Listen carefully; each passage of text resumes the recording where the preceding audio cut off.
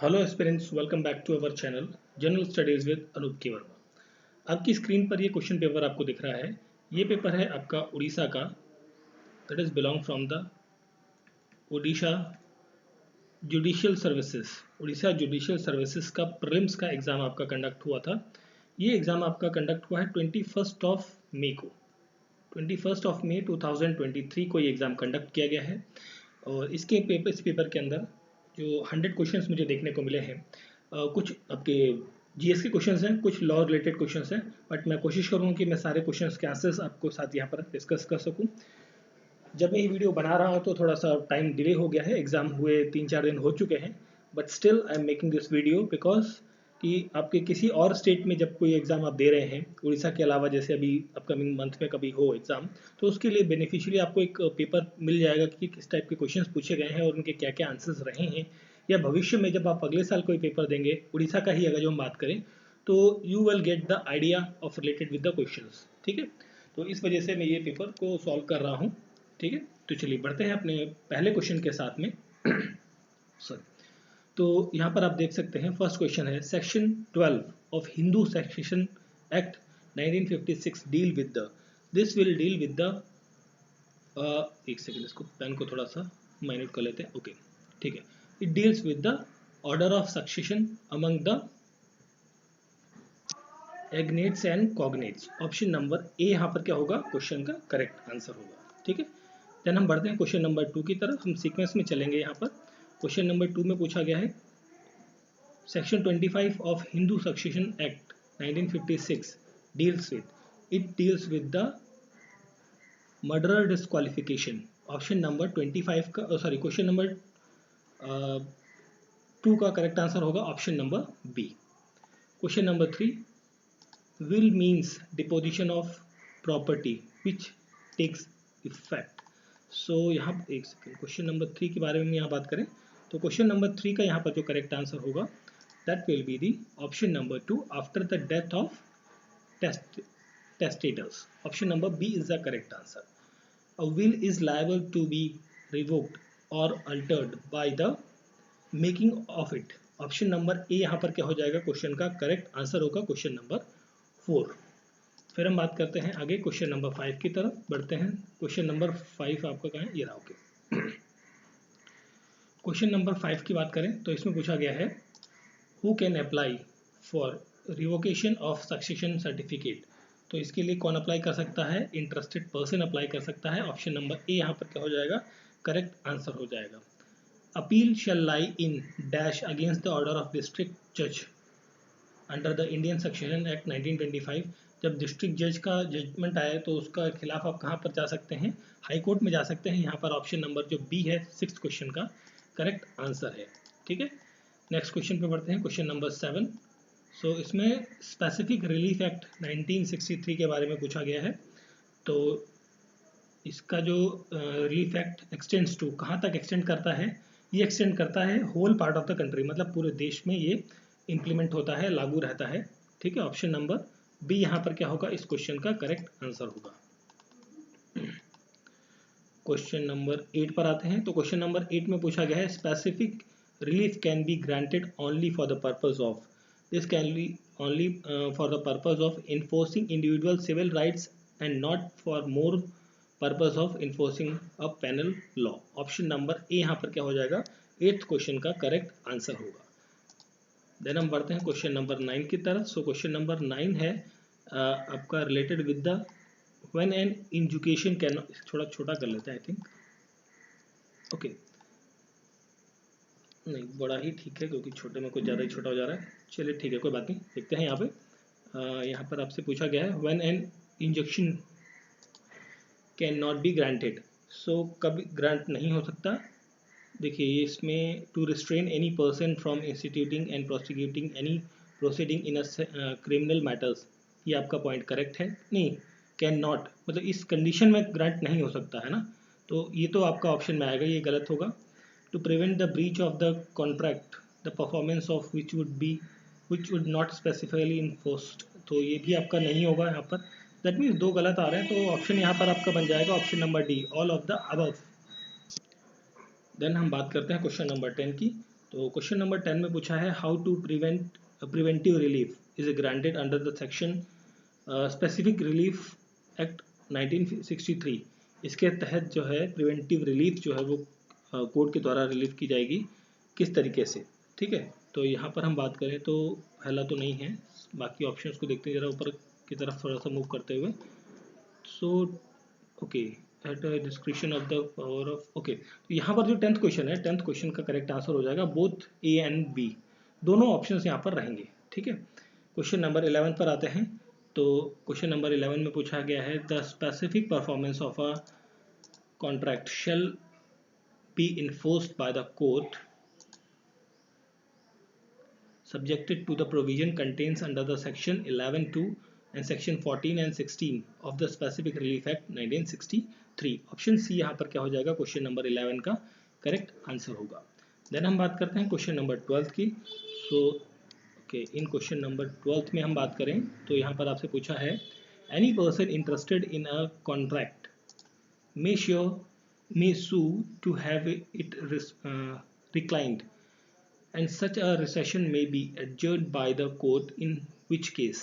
So in the case of where the contract is voidable or terminable by the plaintiff, option number नहीं sorry, ये तो रहेगा ही यहाँ पर, एक मिनट, क्योंकि 12th क्वेश्चन में ऑप्शन बी तो रहेगा, बट साथ में where is the contract unlawful is cause unapparent on its face and defend its more blame than the plaintiff of, दोनों रहेंगे, मतलब ए और बी दोनों हैं। दैट मीन्स यहाँ पर क्वेश्चन का करेक्ट आंसर हो जाएगा option number C. Question number 13 dash dash, that means यहाँ पर हम बात कर रहे हैं temporary injunctions are such as the continued until the specific time and until further order of the court that may be granted at any stage of a suit and are regulated by the Code of Procedure 1908। that is option number B होगा यहाँ पर question का correct answer, question number 13। Then हम बात करते हैं question number 14 की। So question number 14 में आपसे पूछा गया है whether an appeal is allowed against an order or decree passed in a suit instituted under section 6 of the Specific Relief Act 1965। सो यहाँ 14th क्वेश्चन का करेक्ट आंसर होगा no order shall be lie from any order or pass in suit instituted under this section, nor shall any review of such order or decrees is allowed। फिर देखिए 15th question है, इसमें पूछा गया है कि plaintiff instituting a suit for the specific performance of a contract in writing may pray in the alternative that if the contract cannot be specifically enforced, so this is a condition of question number 15। so यहाँ पर जो correct answer होगा it may be option number B. So यहाँ पर जो correct answer होगा question number 15 का option number B, it may be reclaimed and delivered up to the cancelled and court। Option B यहाँ पर क्या हो जाएगा, करेक्ट आंसर हो जाएगा, ठीक है। चलिए फिर हम बढ़ते हैं अगले क्वेश्चन की तरफ, क्वेश्चन नंबर 16 की तरफ। सो यहाँ पर हम 16 की बात करें तो मैच ऑफ द फॉलोइंग है। तो 16 में हम बात करें तो EDM Jabalpur versus Shukla case, ये किस चीज़ से संबंधित है, basically this is related with the habeas corpus case है। ये basically MSM Sharma versus SK Sinha, ये केस जो है आपका रिलेटेड है with the search light case है। And RK Garg versus union of India, this case is related with the bearer bond case. And the last one is that RC Cooper versus union of India bank nationalisation case है। तो यहाँ पर जो match बनेगा that will be the option number D is the correct answer रहेगा question number 16 का। Then हम बात करते हैं क्वेश्चन नंबर 17 की। Article 141 of the constitution lays down that the law declared by the Supreme Court shall be binding on all courts within the territory of India. Therefore, the Supreme Court is not bounded by its own decision and may reverse its previous decision। Supreme court bound नहीं होती अपने decision पर और वो अपने decision को पलट सकती है और पलट देती है, ठीक है। तो ये चीज़ रहेगी यहाँ पर। 17वें का करेक्ट आंसर होगा option number B. Question number 18 है, इसके बारे में पूछा गया है कि 18 क्वेश्चन में कि state of Jammu Kashmir enjoys a special status of Article 370 of the Constitution, but Article 373, the President may declare the Article 370 shall be ceased to be operative. Consider the following statement regarding this. The power of the President is subjected to public notification, recommendation of parliament, और क्या option दिए हुए हैं उन्हें देख लेते हैं पहले 18th क्वेश्चन में. सो एडवाइस नहीं होगा, यहाँ पर आएगा. देखिए एक तो पॉइंट आएगा आपका ये वाला option number 4, recommendation of the constituent assembly of JNK, ठीक है. एंड फोर्थ ऑप्शन के साथ थर्ड तो नहीं है. और हम बात करें यहाँ पर कौन सा रहेगा, पब्लिक नोटिफिकेशन 1, ठीक है. तो मतलब यहाँ पर 18वें जो क्वेश्चन है, क्वेश्चन नंबर 18, इसका करेक्ट आंसर हो जाएगा 1/4, that is option number D हो जाएगा यहाँ पर 18th क्वेश्चन का करेक्ट आंसर. देन हम बात करते हैं क्वेश्चन नंबर 19 की. Right to life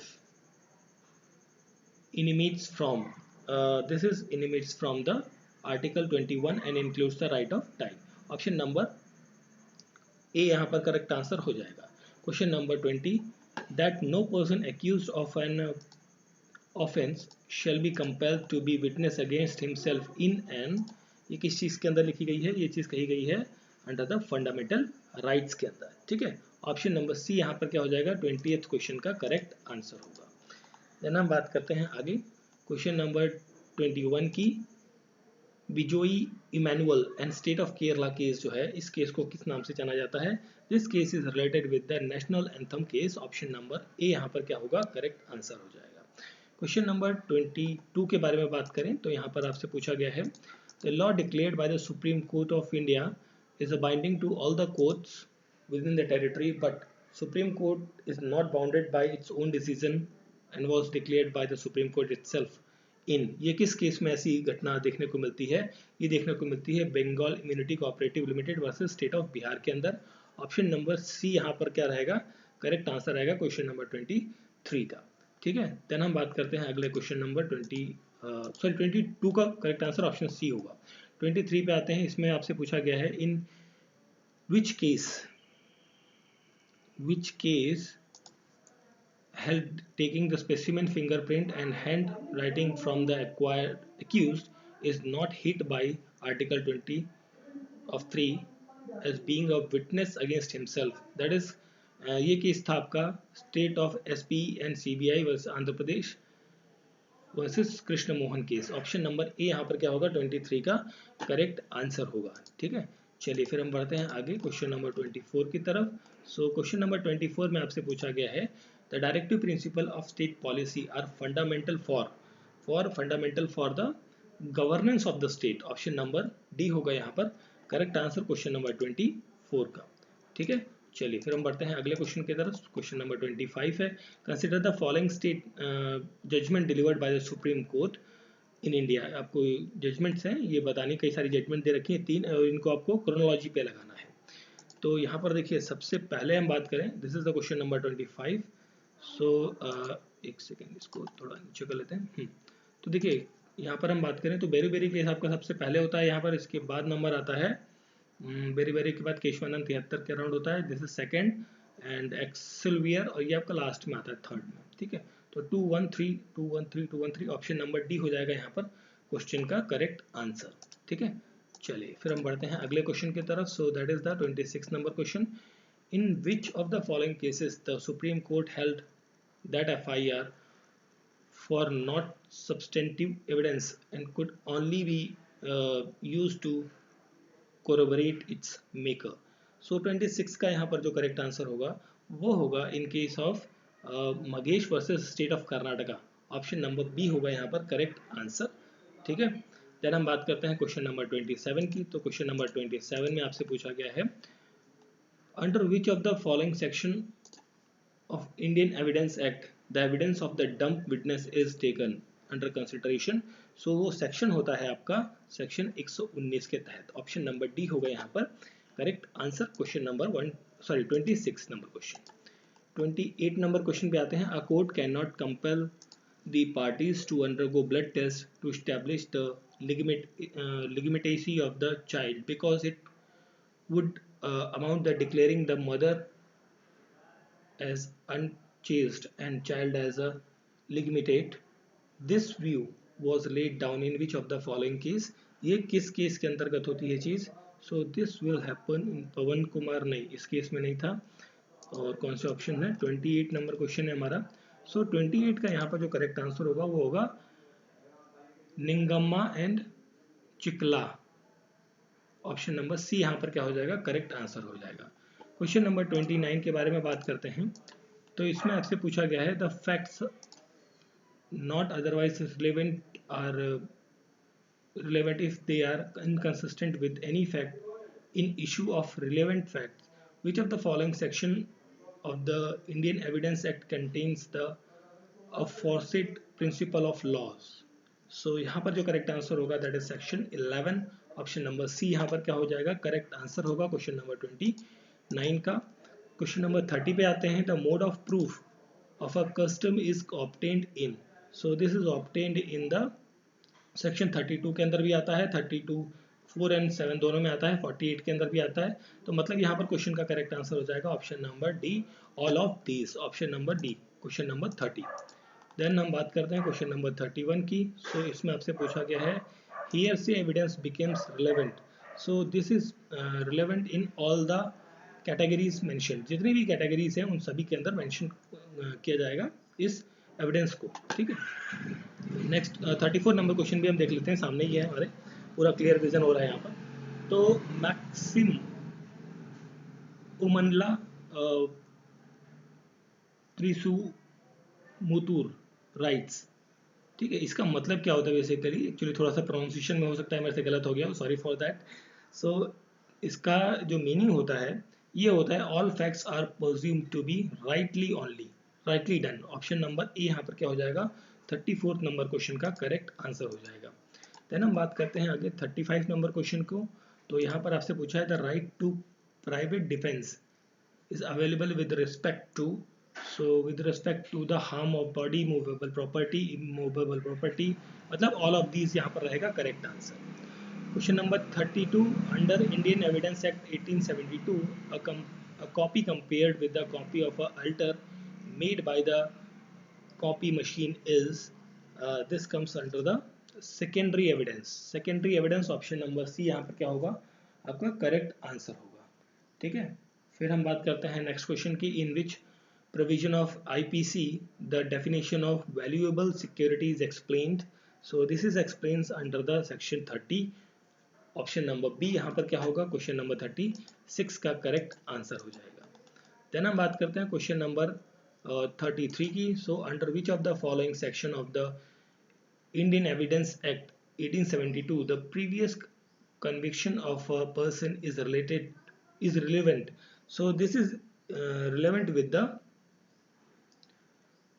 explanation second of section 14. Option number B is the correct answer for the question number 33.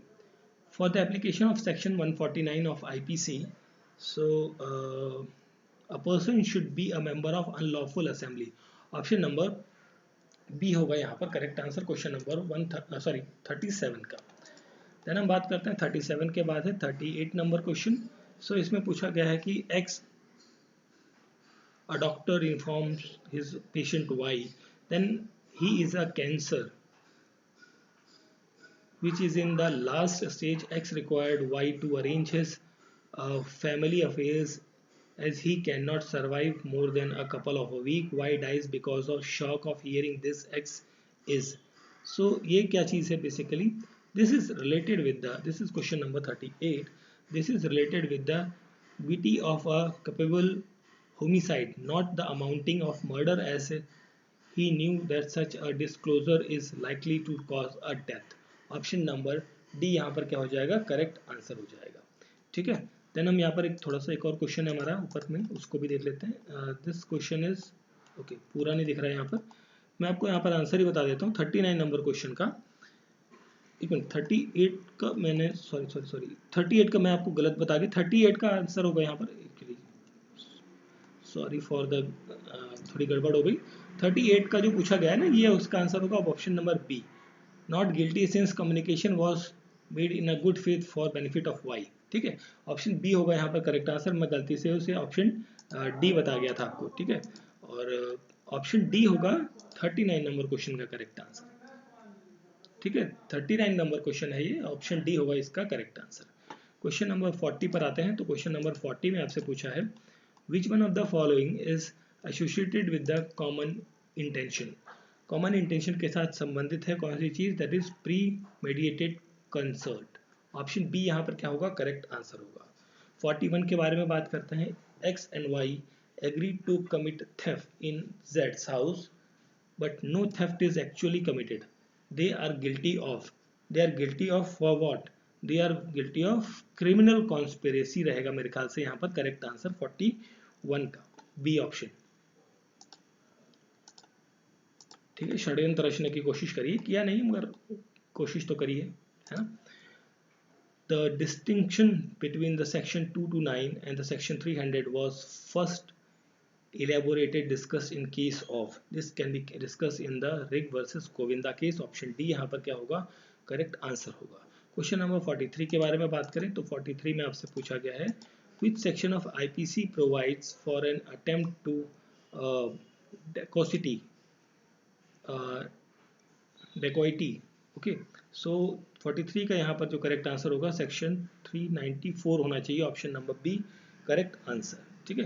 Question number 44 पे चलते हैं। तो 44 में आपसे पूछा गया है कि every state government in coordination with the central government shall formulate victim compensation scheme for the providing funds for compensation to the victim falls under section 357A of CRPC with an effect of 2009 is date में the section was inserted by the section was inserted by the this was inserted by the CRPC या Central Code of Criminal Procedure Amendment Act 2008 5 of 2009।